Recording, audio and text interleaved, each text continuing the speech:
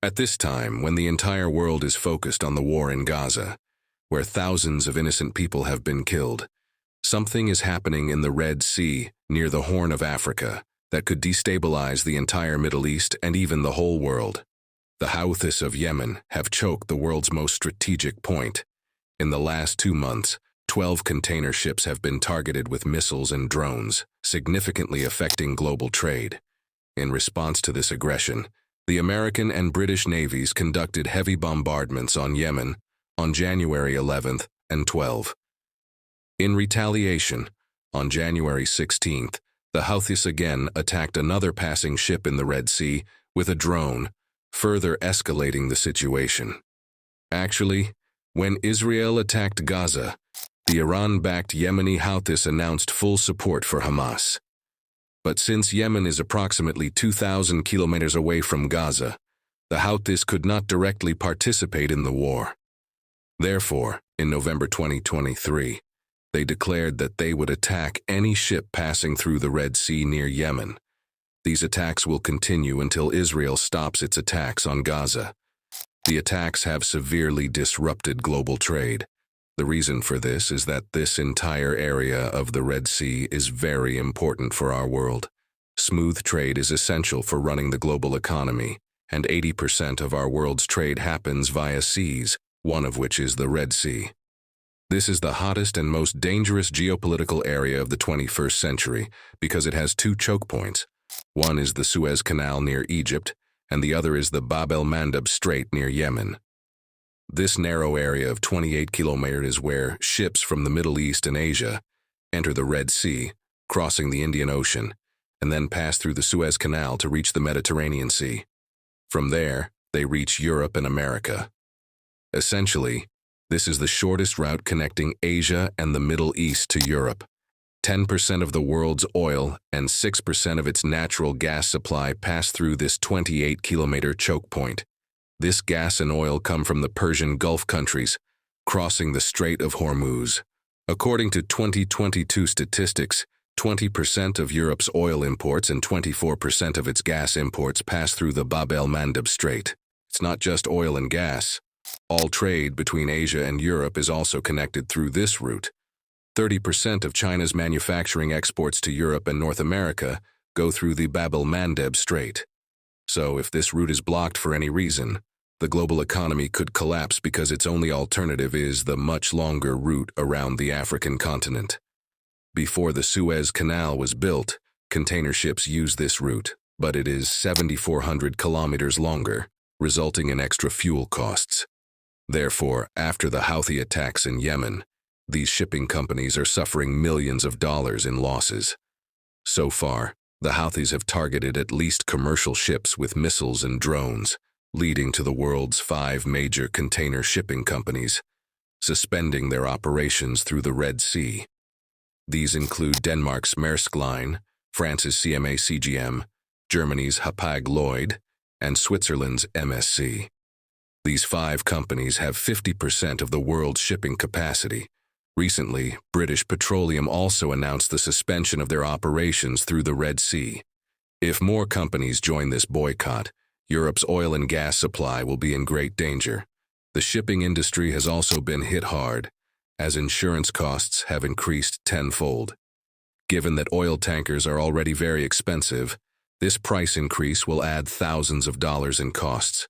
Now, America is making great efforts to protect this route and Israeli ships, and has appealed to the international community to join in operations against the Yemeni Houthis. However, apart from Britain, no other country has come forward to operate against the Yemeni Houthis. France, Italy, and Spain have outright refused. Egypt, Saudi Arabia, and the UAE are also absent from this operation.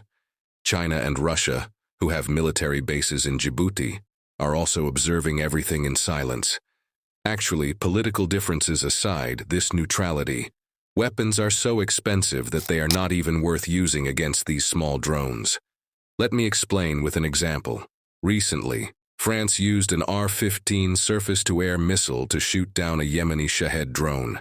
The cost of this French missile is $1 million, while the Yemeni drone costs only $200. In other words, Using a $1 million missile to destroy a $200 drone is not justified in any way. However, on the other hand, if these ships are destroyed, that too involves losses of millions of dollars, making it a win-win situation for the Houthis. Similarly, the Houthis have two more formidable weapons: ballistic missiles with a range of 1,400 kilometers, capable of targeting anything on the ground within this range, and anti-ship cruise missiles with a range of 40 to 800 kilometers, which can very accurately target any ship.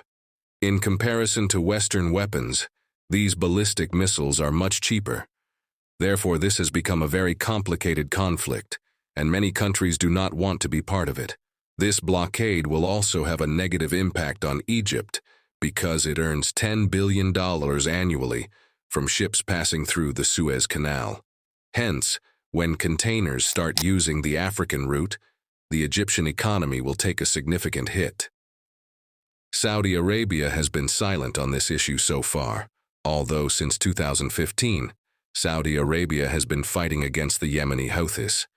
But recently, Saudi Arabia has changed its approach recently and has also signed peace treaties with Yemeni leadership. According to some analysts, Saudi Arabia is quite angry with the USA because when Yemeni drones attacked Saudi Arabian oil pipelines, the US did not have a significant proactive response.